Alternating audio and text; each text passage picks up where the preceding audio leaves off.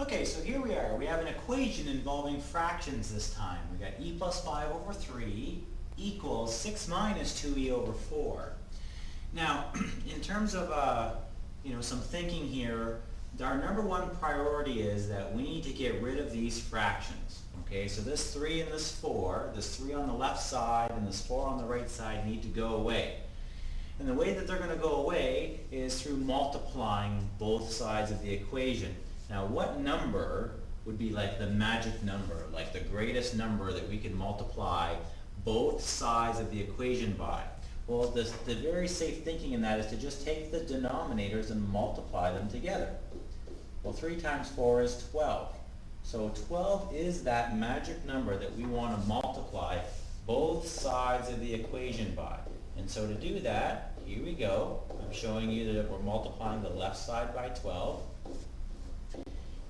Now we're multiplying the right side also by 12. So now what happens is we have to look at this and go, okay, what's 12 divided by 3? Well, that's 4. We put a little 4 right there. Then over here we go, what's 12 divided by 4? Well, it's 3. We put a little 3 right there.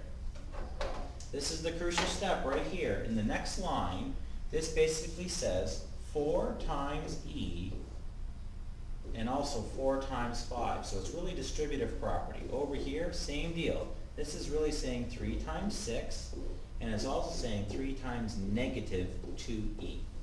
Notice that the fractions are all gone. The whole point of multiplying both sides of the equation was to get rid of the fractions, and we've done that.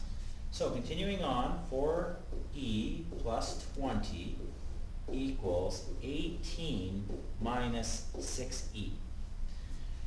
Continuing on solving the equation, I see that the right side has a lesser amount of e's, and so I want to get them away from that side. So how do I get rid of negative 6e? I'm going to add 6e.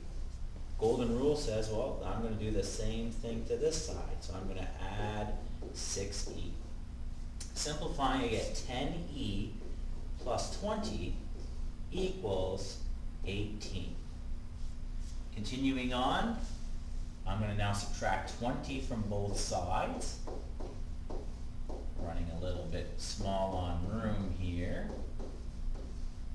So subtracting 20 from both sides, I get 10e equals negative 2.